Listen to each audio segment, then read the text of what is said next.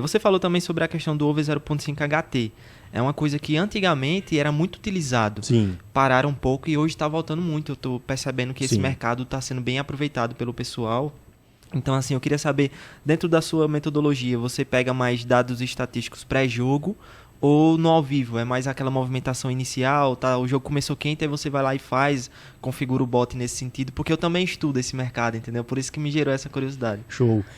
Antes eu fazia, assim, eu gosto muito de atuar no ao vivo, é uma característica minha. Eu gosto de fazer poucas pré-lives, porque a pré-live, por exemplo, vou dar um exemplo agora do jogo do Botafogo e do Juventude.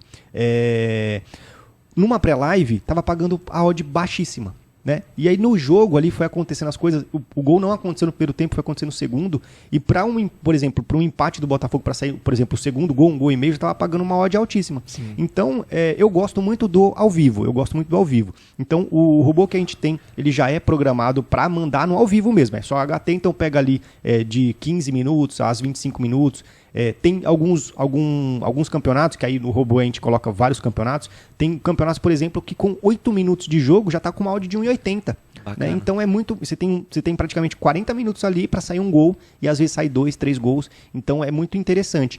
Mas hoje eu sou mais voltado para o ao vivo porque eu consigo enxergar oportunidades. Por exemplo, como eu te falei, vai, por exemplo, uma zebra começa ganhando. Você já consegue ali pegar um over à frente. Então você vai já trabalhando nessa questão. No pré-live, eu sinto que as pessoas que pegam pré-live elas acabam deixando de ganhar mais dinheiro porque as odds é menor. Na minha opinião, mas tem gente que é muito lucrativo só no pré-live, tem gente que é fera de bola assim, fera nas apostas só no pré-live. Eu ainda não consegui fazer isso. Não, cada pessoa trabalha de um jeito, né? Você tem que procurar uma forma que faz sentido pra você e que o fique mais confortável, né? Confortável também. E você falou você tinha comentado antes de a gente iniciar aqui sobre o Juventude, né? Que você conseguiu aproveitar bem a oportunidade. É uma coisa que o pessoal tem que prestar atenção, principalmente nesse início de competição. É que, cara, a gente tem times ali que vão com certeza brigar contra o rebaixamento, mas no início da competição é muito importante ficar atento, porque, por exemplo, o Internacional começou bem, mas deu uma vacilada, né? O Avaí conseguiu segurar bem ali a pressão.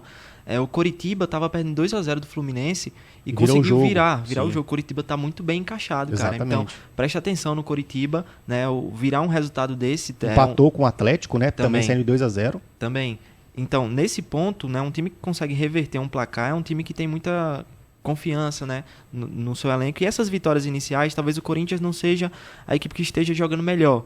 Mas só o fato dele ter vencido esses primeiros jogos e hoje ser líder provisório do campeonato traz confiança para o restante da competição também. Então são coisas que o cara tem que ficar atento, essas mudanças do campeonato. Né? Exatamente. Eu acho que, por exemplo, esse início de campeonato ele foi um pouco diferente de todos os outros, né? Por exemplo, pelo menos os 3, 4 últimos campeonatos, esse aqui está sendo o mais atípico, né? Eu acho que o Corinthians faz um bom tempo que não assume a liderança do Campeonato Brasileiro.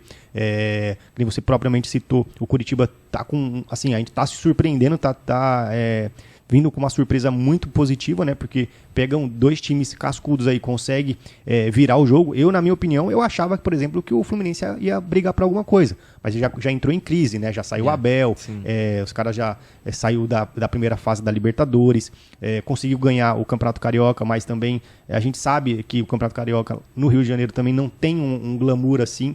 Então, acho que as equipes elas têm que estão se encaixando de uma outra forma e, que nem você falou, se a gente for só em questão de favorito, a gente vai acabar se dando muito mal, né? Então precisa ter ali uma consciência, entender como aquela equipe joga. Por exemplo, a equipe do Botafogo, pelo menos nas 2 últimas Série B, a Série A do Botafogo, ele foi totalmente um time tendencioso a under, né? Então ele vai manter essa pegada também, porque a equipe não está ainda coesa. Então você tem que ter esses time ali, esse feeling para você entender como é que funciona. E esse feeling é basicamente leitura, né? Acompanhar, porque assim, muita gente se adequa às estatísticas. Sim.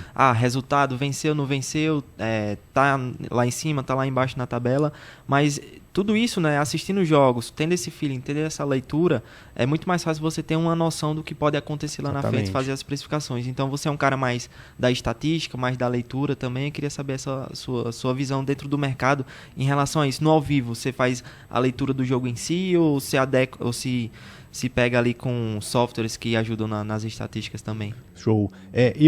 Antes eu fazia mais uma leitura, um prognóstico pré-jogo, né? Antes eu gostava de pegar ali uma grade, separava 5 5, 7 jogos e ia fazendo as minhas leituras e aí já ia pro ao vivo.